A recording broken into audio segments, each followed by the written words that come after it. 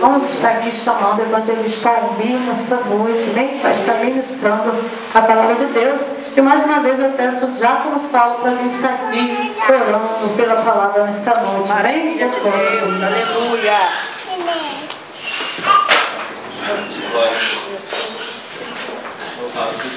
Senhor nosso Deus, nosso Pai, aqui está sofrendo, o Senhor querá trazer a palavra aqui nesta noite.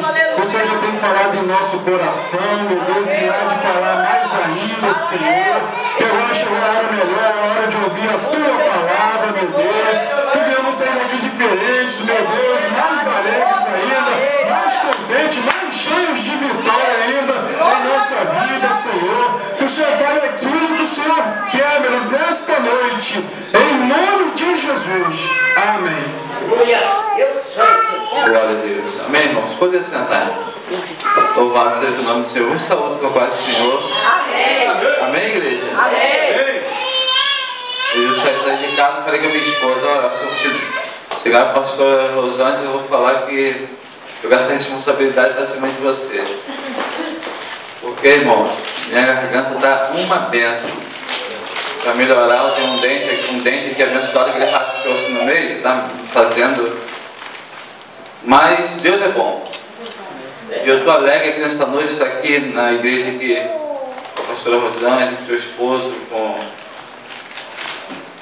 com cada um que está aqui presente. Por quê? Porque o Senhor se faz presente em nosso meio. A Bíblia diz em Mateus 18:20. Mateus 18:20 diz que aonde estiverem 2 ou 3 reunidos em meu nome, ali eu estarei no meio deles. Aleluia. O Senhor está aqui em nosso meio. Eu sei que aqui tem pregadores, tem pessoas aqui que é usado por Deus de maneira poderosa. Eu vejo aqui pastor Anésia, pastores presbíteros, missionários que Deus tem usado. Mas foi me dada essa responsabilidade. Então eu peço a você, abra sua Bíblia no 19º livro, o livro de Salmos, Salmo 23. Quase você não conhece, né, o Salmo 23. É verdade? Salmo 23 não é muito conhecido. Salmo de número 23, verso 1. Eu falo número e verso porque salmos são cânticos, são poesias. Salmo de número 23, verso 1. Todos acharam? Amém. Não, é difícil de achar, né? O salmo, né? Diz assim a palavra do Senhor: o Senhor é o meu pastor, e nada me faltará. O Senhor é meu pastor, e nada me faltará. Vamos repetir junto? O Senhor É o meu pastor, e nada me faltará. Glória a Deus. Poder sentar. Essa foi a palavra que Deus colocou no meu coração, irmãos. Eu lembro no início da minha caminhada, vou fazer 20 anos de evangelho, e hoje eu sinto falta. Eu falo ao Senhor: Senhor, eu queria pregar da maneira que eu pregava no início da minha caminhada. Como pregar? Como? Eu chegava na igreja e muitas vezes até era um erro meu, mas eu com certeza queria que Deus operasse, Deus derramasse, um milagre acontecesse. Isso eu quero até hoje. E eu fico pedindo ao Senhor: Senhor, eu preciso mais disso. Por quê? Porque com o passar do tempo parece que você vai mudando, Deus vai mudando o mistério na tua vida, você já não vai pregando mais como você pregava. E hoje a minha maior preocupação é falar aquilo que Deus manda, falar aquilo que Deus ordena. Porque muitas vezes estamos preocupados com o movimento no meio da igreja. Isso é bonito. Eu nasci na Assembleia de Deus, minha esposa se converteu praticamente foi na Igreja de Deus e Amor, né? E nós nascemos no meio do fogo. E eu fico preocupado, e muitas vezes estou preocupado com isso, com o movimento. Nós fomos numa igreja ontem, irmãos, que Deus derramou uma glória, irmãos.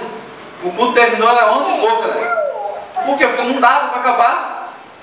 Não dava para parar, não dava. E Deus movimentando, Deus revelando, Deus fazendo. E Deus faz como Ele quer, porque a obra é dele. A Bíblia diz que os dons são de Deus para o homem. E 1 Coríntios 12:11, se eu não me engano, diz que o Espírito distribui como quer. É verdade. Então Deus usa todos como Ele quer, da maneira que Ele quer. Porque todos nós somos instrumentos na mão do Senhor. É, Deus. Aleluia. E muitas das vezes,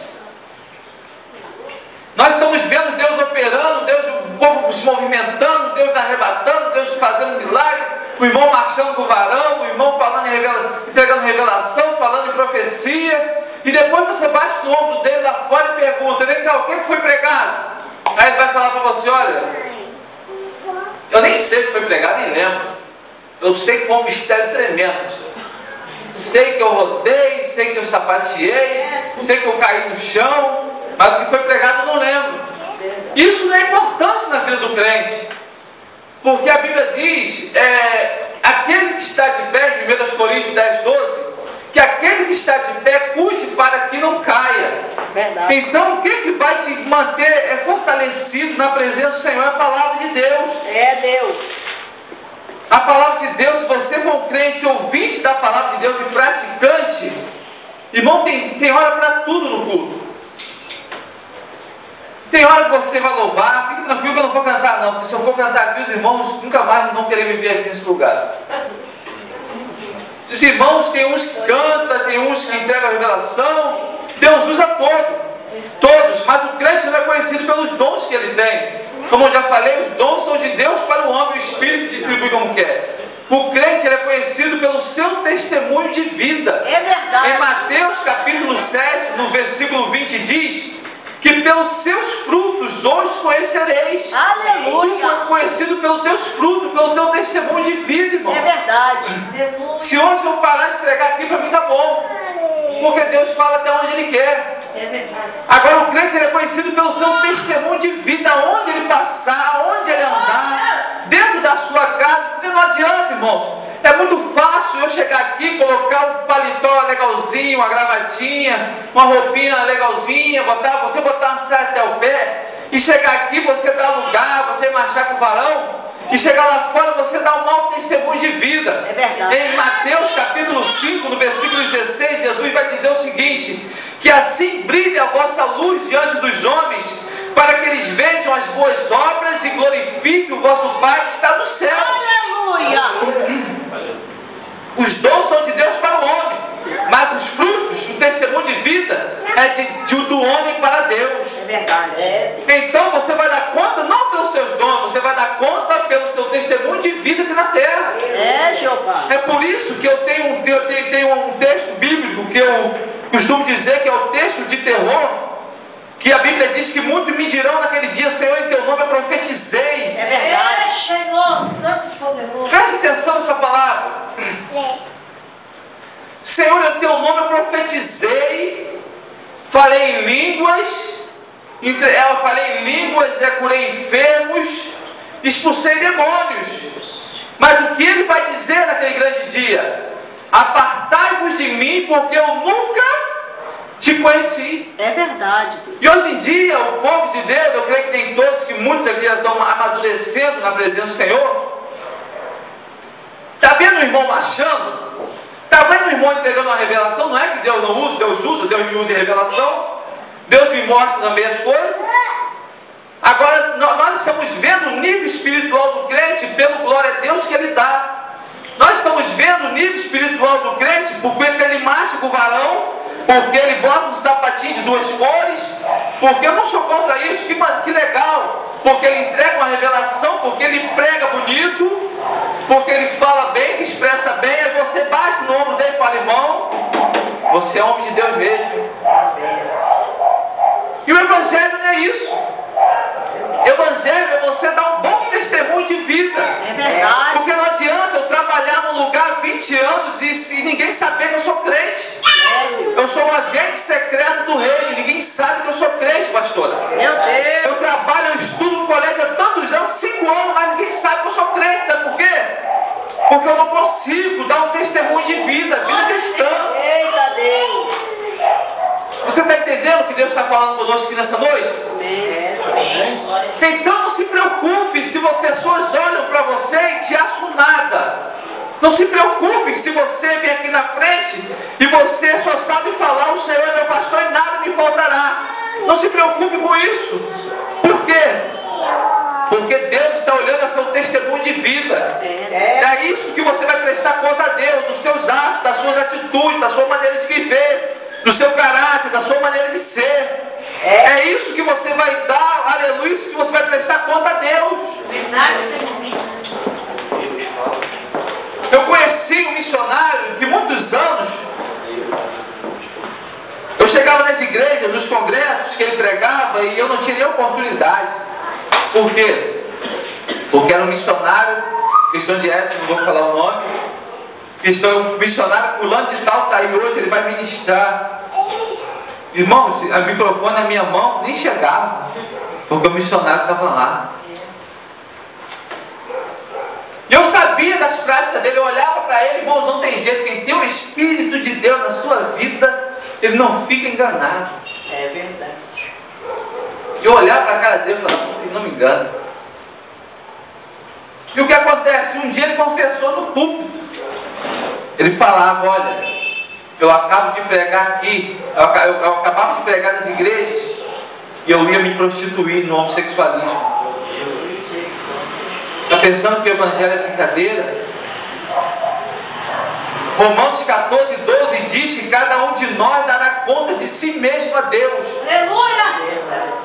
Hebreus 4, 13 diz que não há nada encoberto diante dele. Todas as coisas estão nuas e patentes aos olhos daqueles a quem temos de prestar conta. Irmãos, Deus ele vê tudo, Deus sabe de tudo. Deus sabe quando o evangelista Almir está pregando aqui e quando o evangelista Almir está diante do computadorzinho dele lá de noite, meia-noite, 1h. Deus sabe. Deus sabe, Deus conhece a nossa vida cristã. E Daniel 2,22 diz que ele revela o profundo e o escondido. Ele conhece o que está em trevas e com ele mora a luz. Deus conhece tudo. Glória a Deus. Aleluia. Salmo 139, quem não conhece Salmo 139? Senhor, tu me sondas e me conheces. Tu conheces o meu deitar e o meu levantar. De longe tu entendes os meus pensamentos. Sabe quando me assento e quando me levanto. Deus sabe tudo da tua vida. Então não adianta eu vir aqui na igreja dar um glória a Deus mais alto, achando que Deus vai quebrar o meu galho e continuar vivendo a minha vidinha, meu pecadinho de estimação, que eu já venho pecando há muito tempo. É só dobrar o joelho e pedir perdão e está tudo certo, Deus perdoa. Irmãos, eu costumo dizer que o pecado ele destrói a estrutura moral de nossas vidas. É verdade. Mesmo depois que o pecado ele é perdoado, ele deixa marcas terríveis na vida do crente. Meu Senhor. Aleluia. Pecar com a intenção de pedir perdão elimina toda a sinceridade do nosso arrependimento. Contar com que Deus perdoe o pecado premeditado ofende a sua graça e ofende o preço que ele pagou pelo pecado. Aleluia. Eu não estou preocupado se você vai dar glória, irmão, essa palavra para mim também. Deus está falando comigo. Meu Deus poderoso. Eu quero falar aquilo que Deus manda. Se eu parar de pregar aqui, para mim está muito bom. Aleluia. Glória a Deus. Fala, Senhor. O pecado tem consequências. É verdade. E muitas vezes são terríveis. Glória a Deus. Lembra do paralítico de João 5? 38 anos. Paralítico, ficava lá na beira do tanque de Betesda. E quando Jesus chegou, perguntou: tu queres ser curado? Ele fala: Senhor, não tem ninguém que me coloque no tanque, porque quando eu vou, vai outro antes de mim. Aí Jesus: olha, pega o teu leito, vai para a tua casa. Estou resumindo a história. João 5, lá no versículo 24, se eu não me engano, Jesus vai encontrar esse paralítico na festa dos judeus. Aí Jesus vai olhar para ele e vai dizer a seguinte palavra: não peques mais, para que não te aconteça coisa pior. Meu Deus. Você vê? A paralisia dele foi por causa do Pecado. E qual era a coisa pior do pecado? A morte. Não peques mais, para que não te aconteça coisa pior, irmão. É, general. Deus conhece tudo. Aleluia. E se você se arrepender, se eu me arrepender dos meus pecados, Hebreus 10:17 diz que dos teus pecados É verdade. eu não me lembrarei mais. É, general. Isso é coisa tremenda, a Bíblia é tremenda. É, Jesus. Eu costumo dizer que a Bíblia coloca cada indivíduo no seu devido lugar. É verdade. Glória a Deus. Eu conheci um jovem que ele vivia no pecado. Ministro de louvor de uma igreja grande lá do Arsenal, pastora. Terninho, gravatinha. Passava por mim a noite, a paz do Senhor, varão. E no outro dia no emprego estava xingando o pastor dele de tudo que era nome. Uma vez eu estava no vestiário com eles e eu falei com eles: nunca mais. Você ama o Evangelho? Ele falou: amo. Você ama a Jesus? Ele falou: amo. Você ama mesmo? Tem certeza? Amo. Então faz um favor, a partir de hoje, nunca mais você fale que você é crente. É, Porque você vai estar fazendo um favor para o Evangelho. é. Por quê?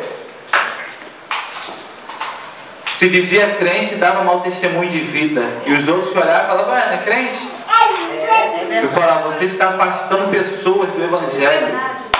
Meu Deus. Glória a Deus. Escandalizando o Evangelho. É verdade. Deus poderoso. Aleluia. A General. unção de Deus está aqui neste lugar. A unção não foi embora não. A glória de Deus está aqui neste lugar. Amém. Tem dor espiritual de Deus aqui nesta noite. Papai. Minha garganta não está aguentando não, mas eu vou continuar falando até onde aguentar. Aleluia. E eu falei com ele: se conserta, coloca a tua vida no altar.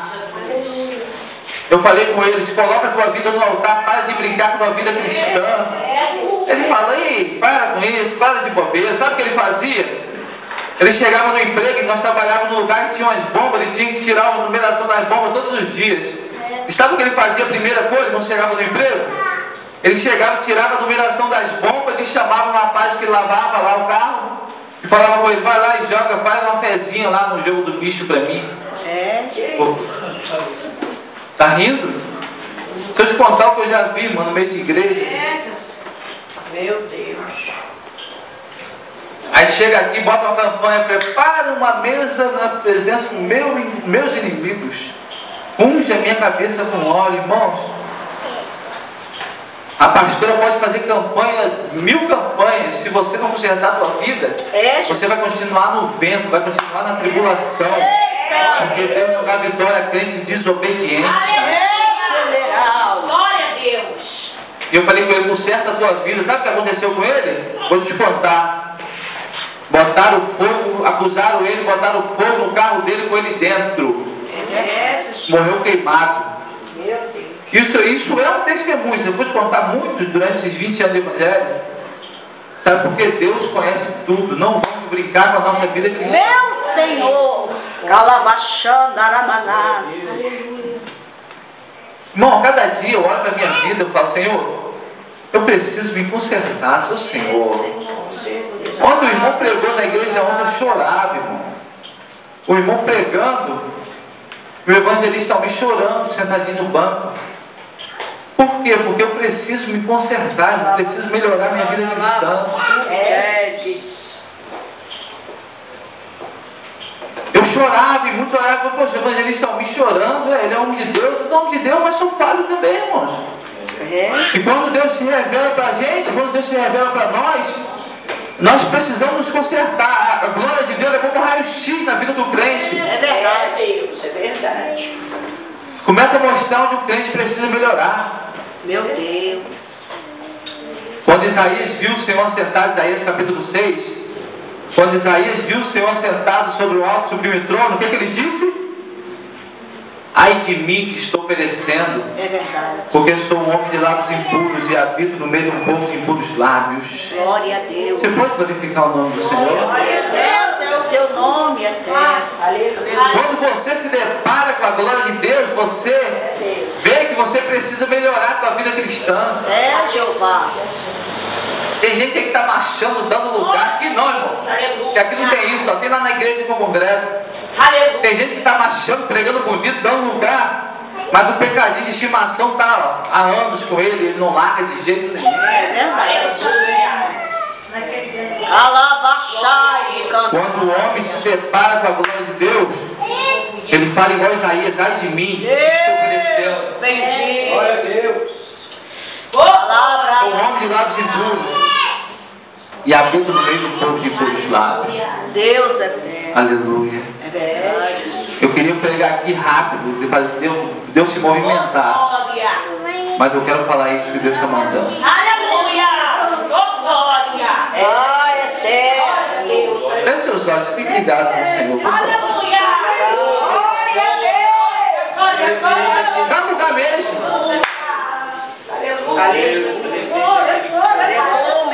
Sai de Candará. Pode dar lugar ao Senhor. Que revela oculto escondido.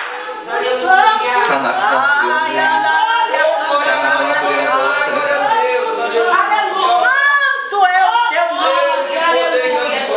Teu passo e anais. O Senhor é meu pastor e nada me faltará. Ai, meu Senhor.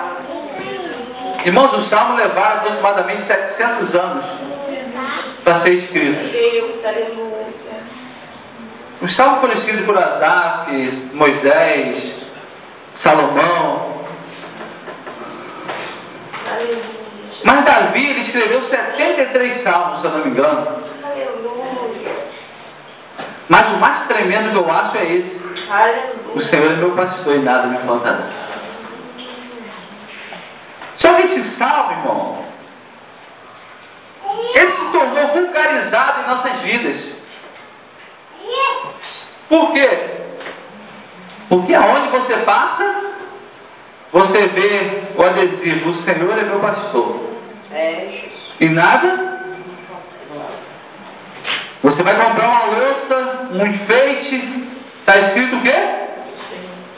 O Senhor é meu pastor e nada me faltará. Aleluia. Você vai comprar um relógio de parede. Glória a E o que Deus. está escrito no relógio de parede? Glória, glória, glória. O Senhor é meu pastor Aleluia. e nada me faltará. Aleluia. Você pega uma criança de 4, 5 anos e pergunta: vem cá, filho, fala um texto bíblico aí. O que ele vai dizer? O Senhor é meu pastor e nada me faltará. De tanto ouvir esse salmo, de ler esse salmo, ele se tornou vulgarizado em nossas vidas. Isso é, não damos o verdadeiro valor para esse texto. Porque o salmista, quando escreve o Senhor é meu pastor e nada me faltará, o texto original diz: Yahvé é o meu pastor e nada me faltará. Davi, ele escreve o nome de Deus, sabia disso? E o escriba, quando ele estava escrevendo qualquer coisa, e ele tinha que escrever o nome de Deus, sabe o que ele fazia? Preste atenção nisso. Ele sentadinho na mesinha dele com aquela pena, e o escriba estava escrevendo. Escrevendo muito bem. Aí daqui a pouco ele tinha que escrever Yahvé, o nome de Deus. Aí sabe o que o escriba fazia?